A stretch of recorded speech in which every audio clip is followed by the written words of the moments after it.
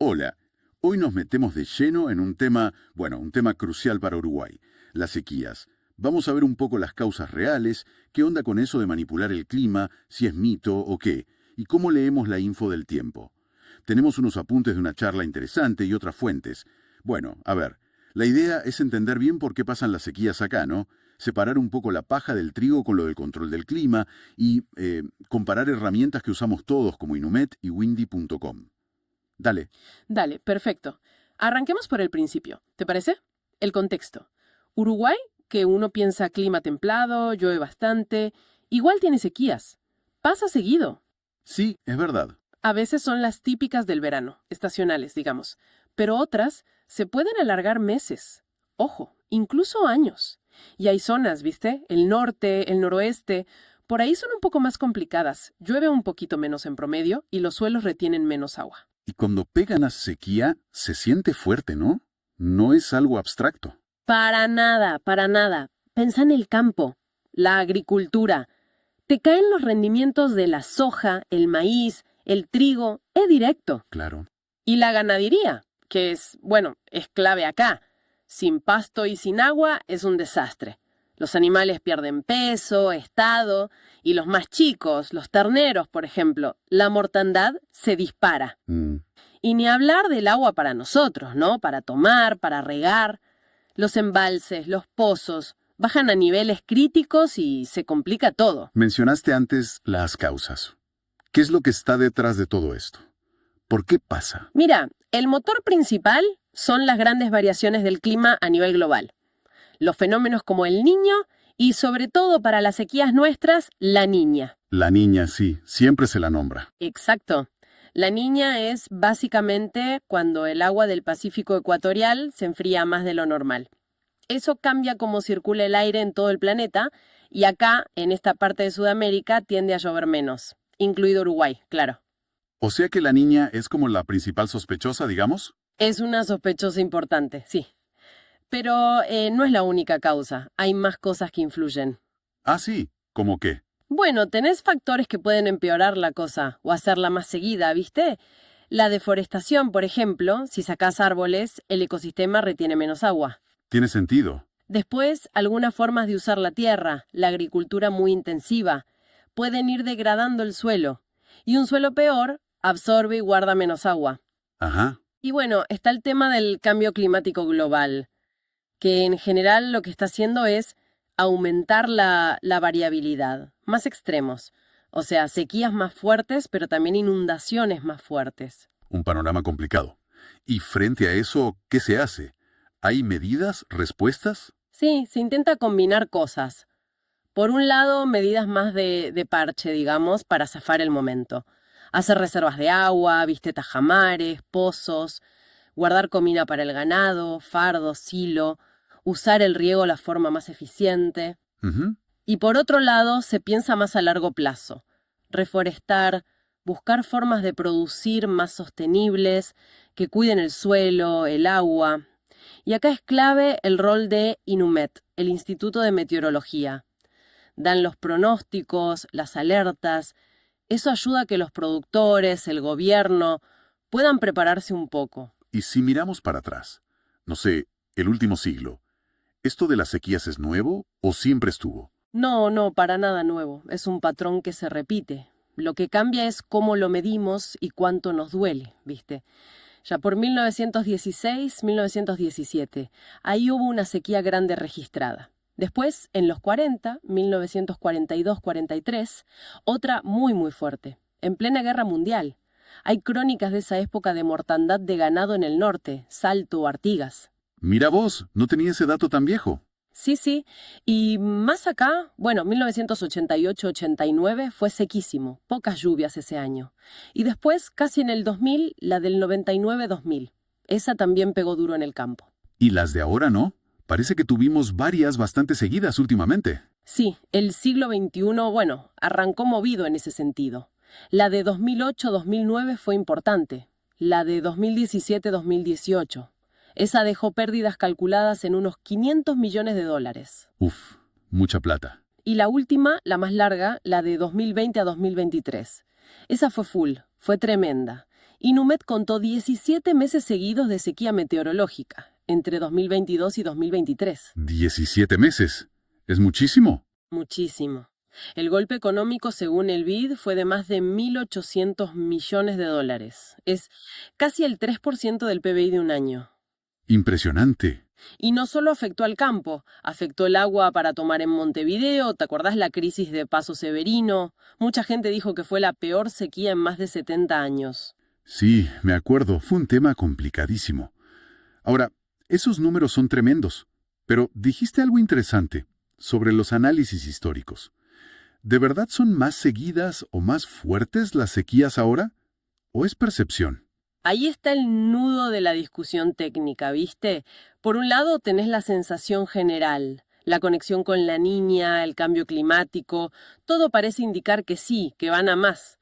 Pero si mirás los datos de lluvia de los últimos 60 años, algunos estudios técnicos dicen que no hay un aumento estadísticamente claro en la frecuencia o en la intensidad en sí misma de la sequía como fenómeno meteorológico. ¿Cómo? O sea, que llueve igual de mal que antes, pero nos afecta más. Exacto. Lo que sí aumentó, sin ninguna duda, es el impacto que tiene cada sequía, el daño que hace. ¿Y por qué sería eso? Si el clima base no cambió tanto, ¿por qué nos pega más fuerte? Porque nosotros cambiamos, somos más vulnerables, estamos más expuestos. A ver. Nuestra economía depende más de exportar productos del agro. Necesitamos más agua que antes, para regar más, para las industrias, para las ciudades que crecieron. Entonces, una sequía que, capaz, en términos de cuántos milímetros llovió o no llovió, es parecida a una de hace 50 años, hoy nos causa mucho más daño, porque tenemos más en juego, dependemos más del agua. Entiendo. O sea, el termómetro climático capaz no subió tanto la fiebre, pero a nosotros nos agarra más débiles, por decirlo así. Algo así. Y bueno, el vínculo exacto con el cambio climático, qué va a pasar a futuro acá en Uruguay, eso todavía se está estudiando mucho. Es una área de investigación súper activa. Claro. Y bueno, con todo esto de que las sequías pegan fuerte, que son recurrentes, a veces surgen esas preguntas medio conspirativas, ¿no? ¿Será que alguien las provoca? ¿Con alguna tecnología secreta? Sí, es una idea que aparece, sobre todo cuando la cosa está difícil. Pero, a ver, si nos basamos en lo que sabemos de ciencia y tecnología, la respuesta es no. No hay ninguna evidencia seria, pública, confiable, de que exista una tecnología capaz de generar una sequía así a escala de un país entero, de forma controlada y que nadie se dé cuenta. Pero, a ver, algo de modificación del tiempo sí existe, ¿no? Lo de la siembra de nubes. Correcto, eso sí existe. La siembra de nubes es real. Se hace en algunos lugares. Tiran desde aviones o cohetes unas sustancias, como yoduro de plata, para tratar de que las gotitas de agua en la nube se junten y llueva. Ajá. ¿Y funciona? Funciona, más o menos. Los efectos son muy locales, en un área chica. Y lo más importante, necesita que ya haya nubes adecuadas, con humedad. Justo lo que falta en una sequía grave. Claro, si no hay nubes. Exacto. No puede fabricar lluvia de la nada. Y mucho menos se puede usar para causar una sequía a propósito en otro lado. Eso de robarle la lluvia a una región para secar otra, no hay pruebas de que se pueda hacer de forma controlada. Bien. ¿Y lo de HARP o la geoingeniería, que a veces se mencionan como si fueran armas del clima? Bueno, ahí hay que separar bien los tantos. HARP era un programa de investigación científica para estudiar la ionosfera, que es la parte alta de la atmósfera, y cómo afecta las comunicaciones y eso. No es un arma climática. Ok, descartado HARP. ¿Y la geoingeniería? La geoingeniería es otra cosa. Es un campo de investigación que recién empieza y que busca ideas para contrarrestar el calentamiento global. O sea, lo opuesto a usar el clima como arma. Se estudian ideas como, bueno, inyectar aerosoles en la estratosfera para que reflejen un poco el sol y enfríen el planeta, como hacen los volcanes. O hacer que las nubes sobre el mar sean más blancas, más reflectantes. Suena a ciencia ficción eso. Un poco sí, pero está todo muy en pañales. Son ideas teóricas o experimentos muy chiquitos, muy controlados. Y hay muchísimas dudas. Si funcionaría, qué efectos secundarios tendría, quién lo controlaría. Nada que ver con tener un botón para prender o apagar una sequía en Uruguay cuando uno quiera. De hecho, una de las grandes preocupaciones es que si se hiciera algo así a gran escala, podría despelotar los patrones de lluvia, pero como un efecto secundario no deseado y riesgoso, no como una capacidad de control. O sea que, científicamente hablando, la distancia entre esas fantasías de armas climáticas y la realidad tecnológica es gigante. Gigante, sí. Las causas reales comprobadas de las sequías que sufrimos siguen siendo los fenómenos naturales como la niña, la variabilidad del clima, que capaz el cambio climático está empeorando, y cómo nosotros manejamos la tierra, el agua, los bosques. Además, hay un tratado internacional, la Convención EMDO desde los años 70, que prohíbe usar técnicas de modificación ambiental como arma. Así que ni tecnológicamente es viable a esa escala, ni legalmente está permitido usarlo de forma hostil. Clarísimo. Bueno, cambiamos un poco de tema, pero relacionado. Hablemos de cómo nos enteramos del tiempo. La comparación clásica. Inumet, el oficial, contra windy.com, la app que usa mucha gente.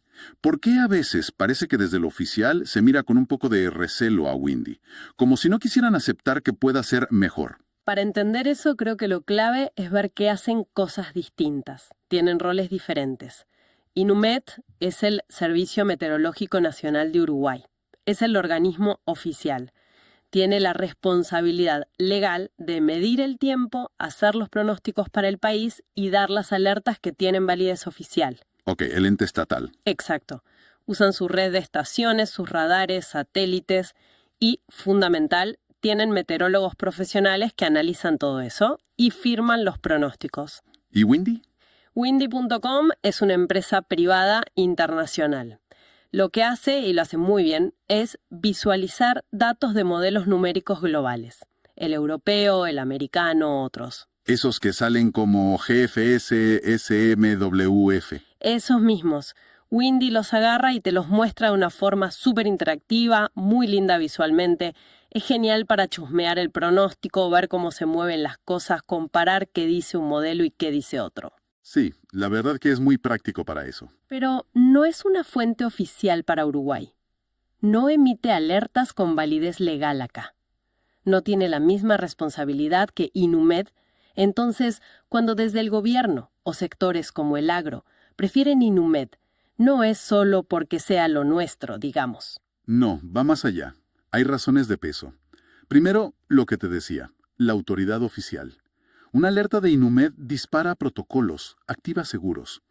Lo de Windy es informativo, pero no obliga a nada legalmente. Entiendo. Segundo, datos locales y calibración. Inumet usa los datos de sus estaciones acá, en Uruguay. Eso le permite ajustar los modelos globales, que ven el mundo más de lejos, y captar mejor cosas específicas del clima uruguayo, microclimas, fenómenos locales, que a los modelos grandes se les pueden escapar. Ajá, como un Zoom local. Algo así. Tercero, validación profesional. Detrás de Inumet hay gente, meteorólogos, que miran los datos, los modelos y usan su criterio para hacer el pronóstico final. Se hacen responsables. Windy es más que nada la salida automática del modelo. Y cuarto, la responsabilidad. Si Inumet se equivoca feo en un pronóstico oficial y hay consecuencias, hay una responsabilidad institucional. Windy no tiene esa obligación legal acá. Queda claro. Son cosas distintas. Uno es el responsable oficial con datos locales, el otro una ventana buenísima para ver modelos globales. Exactamente. Son herramientas complementarias, diría yo. Windy es fantástica para el público, para los aficionados, para tener una idea rápida, comparar. Inumet es indispensable para tomar decisiones oficiales, para planificar cosas críticas, para las alertas que valen legalmente. Una pregunta técnica que surgió por ahí. Windy me muestra dónde estoy yo en el mapa. Exacto. Inumet no. ¿Por qué? Eso es simple. Es por cómo funcionan. Windy es una app en tu celular o compu, ¿verdad? Entonces te pide permiso para usar el GPS o la ubicación de tu dispositivo. Por eso sabe dónde estás. Claro. Inumet, como organismo nacional, su trabajo es monitorear el clima del país con sus instrumentos. No está diseñado para rastrear la ubicación de cada persona que mire el pronóstico. No interactúa con el GPS de tu celular. Son funciones distintas. Perfecto. Y eso de que puede haber cierto, no sé si envidia, pero sí recelo hacia Windy, por ser tecnología de afuera. ¿Le ves sentido? Más que envidia, yo creo que responde a una lógica institucional normal.